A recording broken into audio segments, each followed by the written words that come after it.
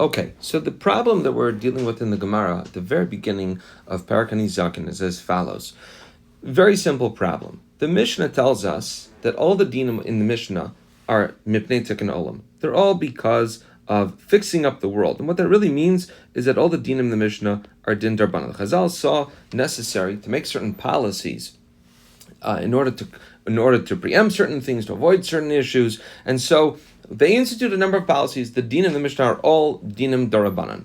Now, the very first din of the Mishnah is that hani zaken shamalan ve'idis, that when Reuven's animal damages Shimon, we evaluate with idis. We evaluate that Reuven has to pay, when Reuven is going to pay for this damage, when Reuven doesn't have money, Reuven's will pay in the form of land, and not just any land. Reuven will pay in the form of very expensive quality land. Now, the reason that this is a problem is that while the Mishnah does tell us that this is a din darbanan, it's mipnei tikkun olam, this is against the pasuk, because the pasuk pretty much tells us explicitly that in this circumstance you'd pay from Meitav Sedeu. In other words, it's not a din darbanan, it's explicit in the Torah. Ki yavir sada o kerem v'shilach es biro v'ir b'stei acher Meitav Sedeu u'meitav kamishalim. In this case, of where a person sends his animal, his shalach es biro, into somebody else's field, so Reuven's animal goes into Shimon's field and damages it, the halacha is, it's explicit in the Torah, Meitav Sedeu u'meitav kamishalim. He's got to pay from the best quality land that he has, or the best quality vineyard that he has. So how could the Mishnah be telling us that this is all a din darbanan, mipnei tikkun olam, if it's explicit in the Torah? So there are two basic answers that the Gemara gives. The first one is Abayi's answer, which is the one that we find first. This Gemara in Amem Chesem Beis, and then there is Ravina's answer, Amem Tesem Beis, and there's a little bit in between, a little bit of logistical things that we take care of in between. But these are the two basic approaches. We have Abaye and we have Ravina. And what Abaye says is, what you have to know is that min Torah bidin nizik shaminan. It's a din darabanan, midarabanan, bidin mazik shaminan. Now, what does that mean? What that means is whenever you say idis, there's really a question you have to answer, which is, whose idis? Whose idis are we talking about? Are we talking about the mazik's idis, or are we talking about the nizik's idis? What that means is as follows.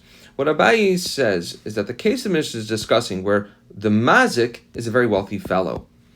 So let's say the mazik, Reuven lives in this great big mansion, Shimon lives next door in this little shack. Reuven has an animal that is moving around a little bit too much and goes next door into Shimon's field. Shimon's got all kinds of things growing there, and the animal damages Shimon's property. It damages these things. So now the question is, Shimon files a lawsuit, he takes Reuven to Beis Din, and Reuven doesn't have any cash available, so Reuven has to pay in the form of land. What does he pay? So the Chiddush of the Mishnah is as follows: that midaraisa, whose nizik would we pay? Well, in this case, because Reuven is such a wealthy fellow, Reuven, let's say, has got three kinds of lands. He's got this expensive gold quality land, the Idis land. He's got the medium grade land, right, the Baininus land, and he also has the copper land, where the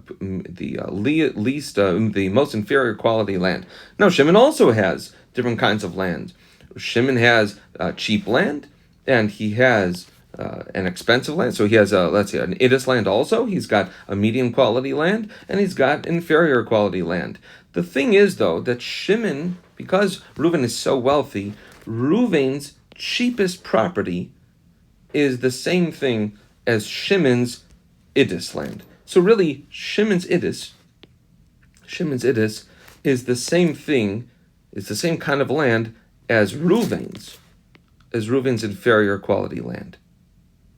So now we have a very funny thing, because what should Reuven be paying? If Reuven were to pay with his own Idis quality land, his Idis is far more superior to anything that Shimon has.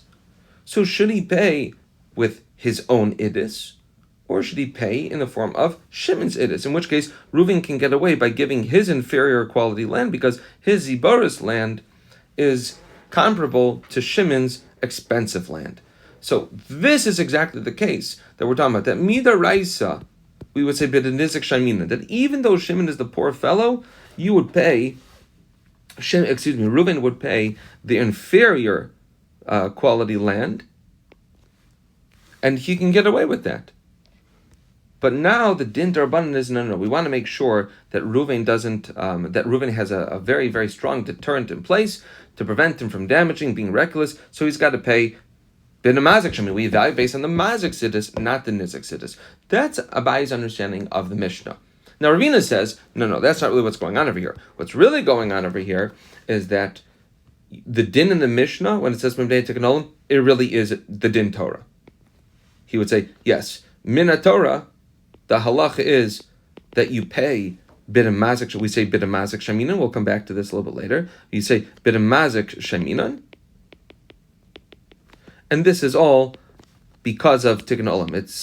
This is presuming shitas Rav Shimon that darshin and time in the Kra, that we can expound, that we have to plunge into the depths of the Torah to try to figure out what exactly is the reasoning behind the din, and it's all because it's b'nei tikkun olam. So really, the Mishnah, even though it smells like it's a din d'Rabbanan, it really is a din d'Oraisa. We'll come back to this a little bit later. But Abaye's approach is that mid'Oraisa, we would say b'denizik shaminan, and it's only mid'Rabbanan.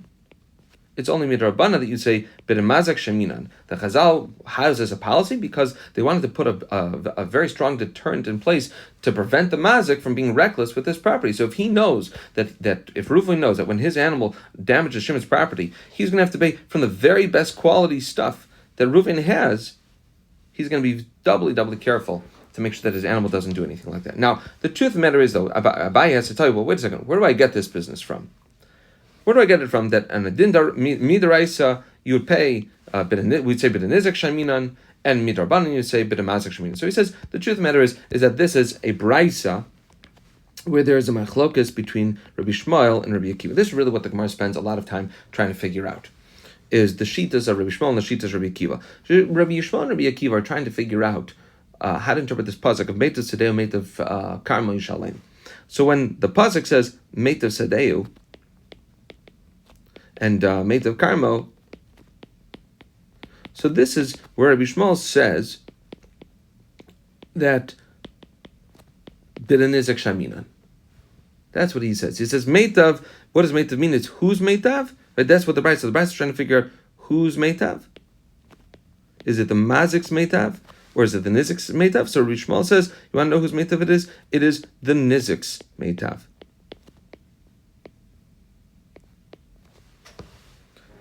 And really, and this is again, on a din d'Oraisa, mid'Oraisa, you would say, bid Nizik shaminan.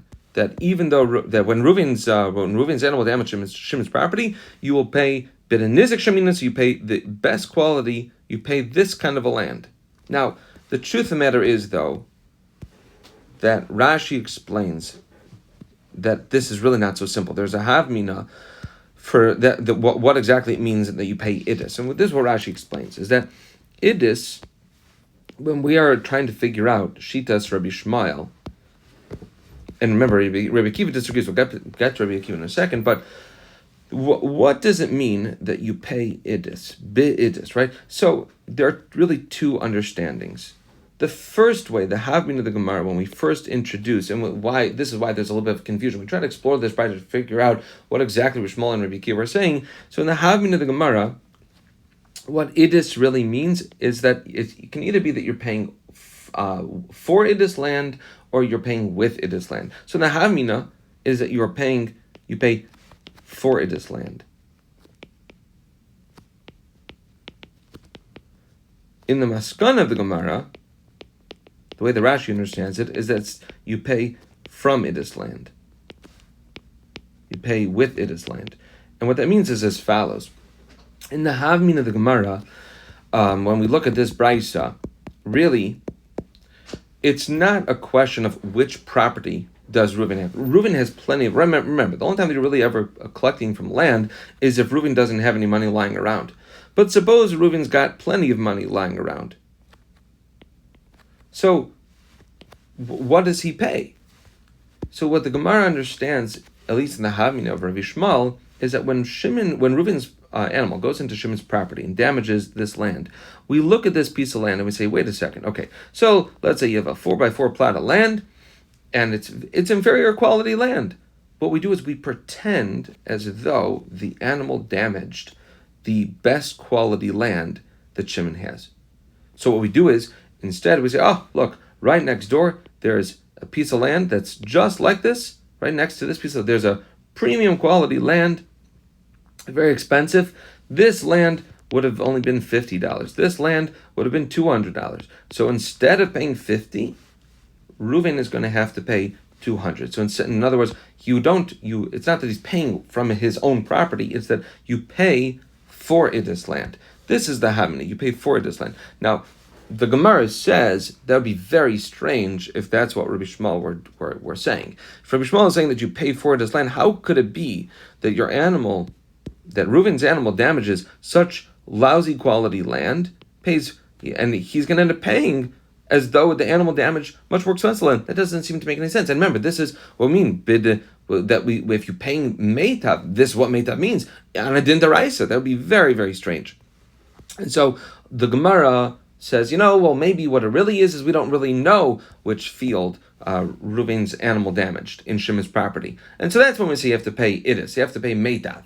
So the Gemara says that's also very strange because Reuven's animal damages Shimon's property. Shimon doesn't know which piece of land it damaged. He just walks into his field and he sees that some of his he's got plants that are destroyed in various areas, some in Idis land, some in Ziboris land.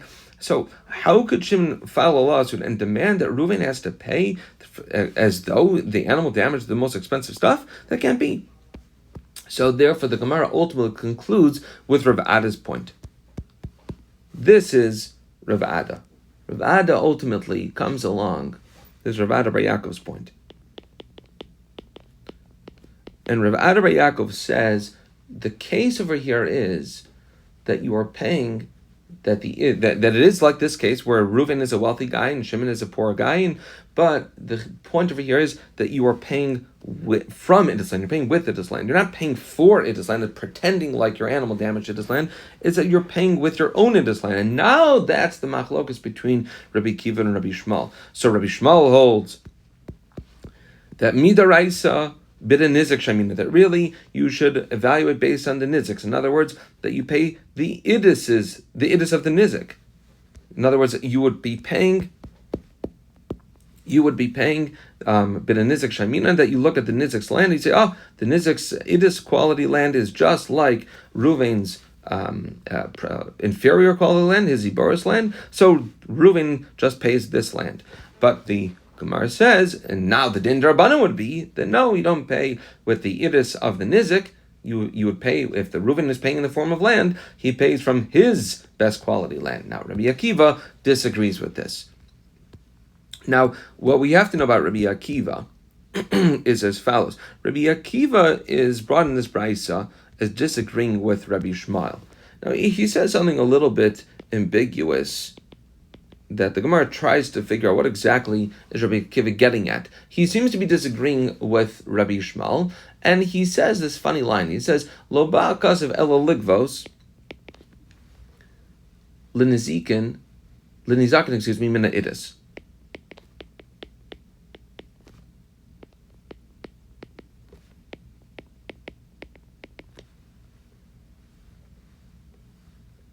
Lo ba'akas of ligvos, ela,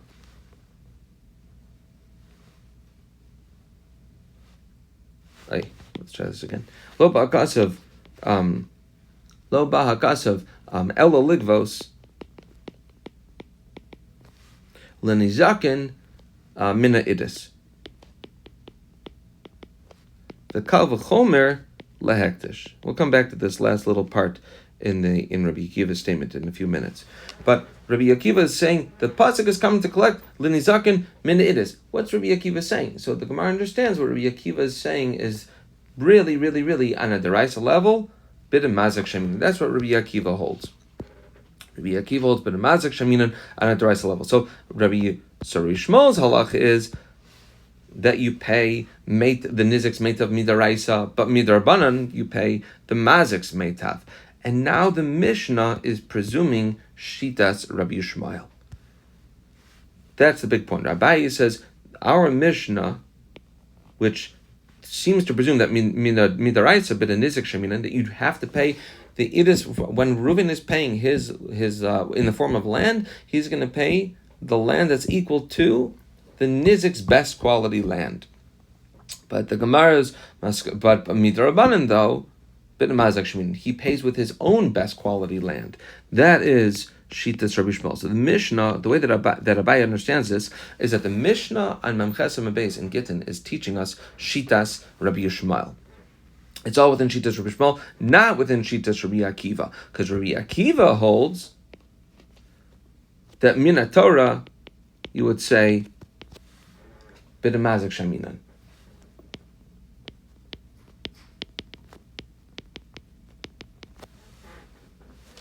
And that can't be the din of our Mishnah, because our Mishnah is telling us that it's a din derabanan that you pay b'demazik, that it's a din derabanan that Reuven would have to pay with his own best quality land. Okay, now the Gemara then moves on and says something very interesting. You know, let's hold here. We'll pick up with the next piece later on.